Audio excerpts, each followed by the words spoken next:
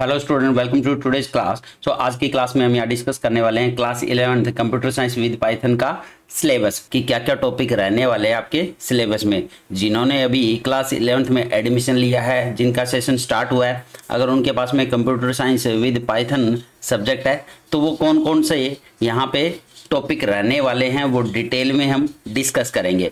और जो हमारे चैनल से नहीं जुड़े हैं वो चैनल को ज़रूर सब्सक्राइब कर लें ताकि सबसे पहले उनको नोटिफिकेशन मिल सके। और हमारे चैनल पे डिटेल में पूरा सिलेबस कवर किया हुआ है विद प्लेलिस्ट, तो आप वहां जाकर प्लेलिस्ट भी चेक कर सकते हो। आपको हर एक चैप्टर वाइज, यूनिट वाइज आपको पूरा सिलेबस मिल जाएगा। तो चलो आज की क्लास स्टार्ट करते हैं।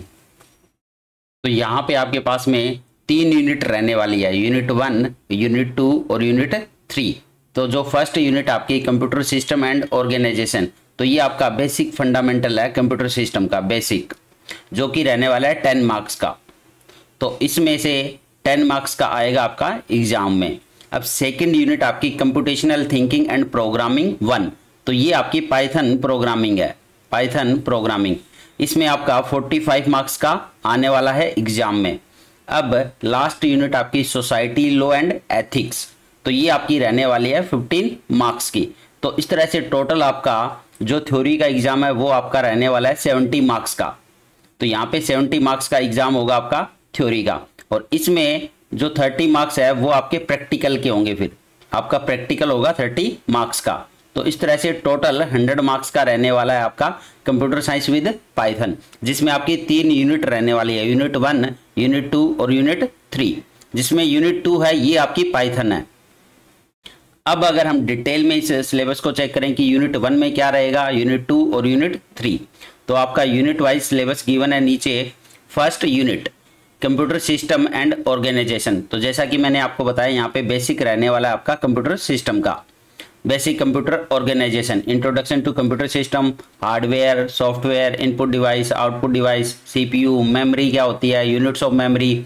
इसके साथ में आपका types of software, system software, application software, programming tools, language translator, तो ये सब कुछ रहने वाला है। इसके साथ में आपका ऑपरेटिंग सिस्टम और इसके फंक्शंस ऑफ ऑपरेटिंग सिस्टम। और आपका यहाँ पे एक और टॉपिक रहने वाला है बुलियन लॉजिक, जिसमें हम गेट्स यूज करते हैं। इसमें गेट्स यूज होने वाले हैं, गेट जैसे नोट, एंड, और, नैंड, नोर, एक्सोर, नोट, और इनकी ट्रूथ टेबल और डी मॉर्गन लॉ। तो ये सब कुछ रहने वाला है बुलियन लॉजिक में। नेक्स्ट आपका नंबर सिस्टम। अब कंप्यूटर में जो नंबर सिस्टम यूज होता है उसके बारे में डिस्कस करेंगे। जैसे आपका binary number, octal number, decimal, hexadecimal number system, तो ये नंबर सिस्टम भी डिटेल में डिस्कस करेंगे जो कंप्यूटर में यूज होता है। और साथ में कन्वर्जन बिटवीन नंबर सिस्टम, तो एक नंबर सिस्टम को दूसरे में कैसे कन्वर्ट करना है।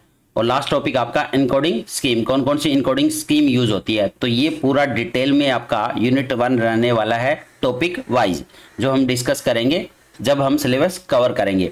अब इसमें सेकंड यूनिट आपकी कंप्यूटेशनल थिंकिंग एंड प्रोग्रामिंग, ये आपकी पाइथन लैंग्वेज है। सारे के सारे टॉपिक पाइथन लैंग्वेज से रिलेटेड है। तो सबसे पहले है इसमें introduction to problem solving, steps for problem solving. अब इसमें analyse the problem, developing an algorithm, coding, testing, debugging. Next आपका representation of the algorithm using flow chart and pseudo code and decomposition. Next आपका familiarisation with the basics of Python programming, जैसे introduction to Python, features of Python, executing a simple hello world program, execution modes, कौन कौन से mode होते हैं, interactive mode and script mode, Python character set क्या होता है, पाइथन टोकन्स क्या होते हैं, वेरिएबल क्या है, एल वैल्यू क्या है, आर वैल्यू क्या है, ये सब कुछ रहने वाला है बेसिक ऑफ पाइथन में। नेक्स्ट आपका नॉलेज ऑफ डाटा टाइप। अब कौन कौन से डाटा टाइप यूज होते हैं आपके, number, integer, floating, Boolean, sequence data type, string, list, tuple, या मैपिंग में डिक्शनरी, नन, और म्यूटेबल और इम्यूटेबल डाटा टाइप। नेक्स्ट आपका यहाँ पे ऑपरेटर्स, कौन कौन से ऑपरेटर यूज होते हैं पाइथन में, arithmetic operator, relational operator, logical operator, assignment operator, augmented assignment operator, identity operator, या फिर मेंबरशिप ऑपरेटर, ये सब कुछ रहने वाला है। नेक्स्ट आपका एक्सप्रेशन, स्टेटमेंट और टाइप कन्वर्जन। तो इसमें कौन कौन से एक्सप्रेशन यूज होते हैं, कैसे एक्सप्रेशन को हम यूज करेंगे, कौन कौन सी स्टेटमेंट है, टाइप कन्वर्जन मतलब कि एक डाटा टाइप को दूसरे डाटा टाइप में कन्वर्ट करना, और इनपुट और आउटपुट फंक्शन कौन कौन से यूज होते हैं, ये सब कुछ रहने वाला है इस वाले चैप्टर में। नेक्स्ट आपका एरर्स, कौन कौन से एरर आ सकते हैं, जब आप कोई प्रोग्राम रन करते हो तो वहां पे कोई ना कोई एरर भी आ सकता है, तो वो एरर कौन कौन से हो सकते हैं आपके, सिंटेक्स एरर, लॉजिकल एरर या run time error. Flow of control जिसमें introduction, use of indentation, sequential flow, conditional flow या इटरेटिव फ्लो।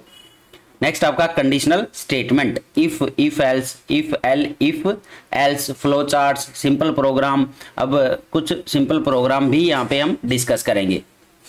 नेक्स्ट आपका इटरेटिव स्टेटमेंट, जैसे आपका for loop, range function, while loop, flow chart, break and continue statement, nested loop. इसके साथ में हम यहाँ पे भी कुछ ना कुछ प्रोग्राम करने वाले हैं इन टॉपिक से रिलेटेड। नेक्स्ट टॉपिक आपका स्ट्रिंग, तो इसके बारे में हम डिस्कस करेंगे। इंट्रोडक्शन, स्ट्रिंग के ऊपर कौन कौन से ऑपरेशन अप्लाई हो सकते हैं, कंकेटिनेशन, रिपीटेशन, मेंबरशिप या स्लाइसिंग, और traversing string using loop, built in function कौन कौन से यूज होते हैं, मेथड्स जो स्ट्रिंग में यूज करते हैं, जैसे आपका length function, capitalize, title, lower, upper, count, find, index, ends with, starts with, is all num, is alpha, is digit, is lower. तो ये सब कुछ रहने वाला है स्ट्रिंग के अंदर, तो स्ट्रिंग को हम डिटेल में ही डिस्कस करेंगे क्लास 11th में। नेक्स्ट आपका लिस्ट, अब लिस्ट क्या होती है इसके बारे में भी हम डिटेल में पढ़ने वाले हैं, और इसमें कौन कौन से बिल्ट इन फंक्शन यूज होते हैं, मेथड्स यूज होते हैं, कौन कौन से ऑपरेशन अप्लाई कर सकते हैं, ये सब कुछ रहने वाला है। नेक्स्ट आपका टपल्स, तो टपल्स में भी हम डिटेल में ही डिस्कस करेंगे टपल होता क्या है, और टपल पे कौन कौन से ऑपरेशन अप्लाई होते हैं, और कौन कौन से बिल्ट इन फंक्शन और मेथड यूज होते हैं आपके टपल में।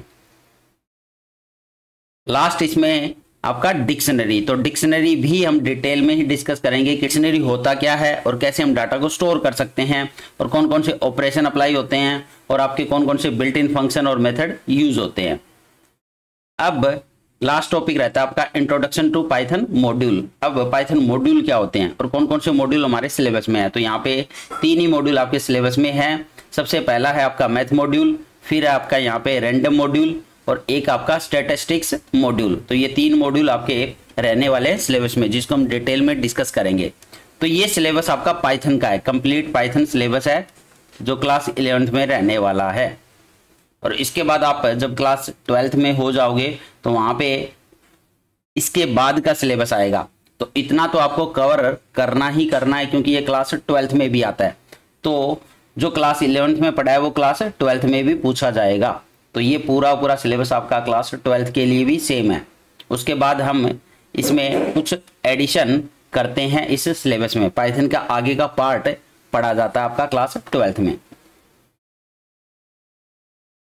अब लास्ट वाली यूनिट है unit 3 society, law and ethics, जिसमें आपके रहने वाले हैं डिजिटल फुटप्रिंट क्या होते हैं, digital society and netizen, net etiquettes क्या होते हैं, कम्युनिकेशन एटिकेट क्या है, सोशल मीडिया एटिकेट क्या होते हैं, फिर आपका data protection, intellectual property right क्या होता है, जिसमें कॉपीराइट, पेटेंट या ट्रेडमार्क, वायलेशन ऑफ आईपीआर, और ओपन सोर्स सॉफ्टवेयर और लाइसेंसिंग, इसमें हम डिटेल में डिस्कस करेंगे। फिर आपका साइबर क्राइम क्या होता है, definition, hacking, eavesdropping, phishing, fraud emails, ये सब कुछ रहने वाला है। Cyber safety, safely browsing the web, identity protection, confidentially, तो ये सब कुछ रहने वाला है। साथ में आपका वायरस क्या होते हैं, वायरस के टाइप्स कौन कौन से हैं, मालवेयर, ट्रोजन, एडवेयर या वायरसेस, और आपका ई वेस्ट मैनेजमेंट क्या होता है, और आपका आईटी एक्ट क्या है। तो ये सब कुछ रहने वाला है आपका सिलेबस में।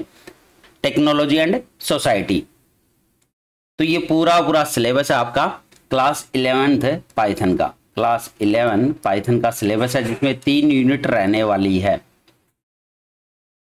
अब अगर हम प्रैक्टिकल की बात करें तो यहाँ पे प्रैक्टिकल जैसा कि मैंने आपको बताया 30 मार्क्स का रहने वाला है। यहाँ पे टोटल कितना है आपका 30 मार्क्स का, जिसमें से पाइथन प्रोग्राम आपको करवाए जाएंगे प्रैक्टिकल फाइल में। तो आपका पाइथन प्रोग्राम रहने वाला है 12 मार्क्स का। अब आपको एक फाइल बनानी है, ठीक है, तो फाइल बनाने के मार्क्स है आपके 7 मार्क्स। आपका वाइवा वॉइस होगा जो कि है 3 मार्क्स का। कोई ना कोई आपको प्रोजेक्ट भी अलॉट होगा क्लास 11th के एंड में, तो जो रहने वाला है 8 मार्क्स का। तो इस तरह से अगर आप ये चेक करोगे टोटल आपका कितना हो चुका है, ये 30 मार्क्स का रहने वाला है। तो यहाँ पे आपको पाइथन के प्रोग्राम ही रन करने हैं और उसकी एक प्रैक्टिकल फाइल भी बनानी है। और ये जो रिपोर्ट फाइल बनाओगे ये आपकी 7 मार्क्स की रहने वाली है। उसके बाद आपका जो टीचर है, कंप्यूटर टीचर जो है, जो आपको पाइथन पढ़ा रहा है, वो आपका वाइवा वॉइस लेगा, मतलब कि कुछ क्वेश्चन पूछेगा, उसके बेस पे आपको मार्क्स देगा, जो कि रहने वाले हैं 3 मार्क्स के। और फाइनली एक प्रोजेक्ट भी बनाना होगा जो आपने अभी तक पाइथन में पढ़ा है उससे रिलेटेड, जो कि रहने वाला है 8 मार्क्स का।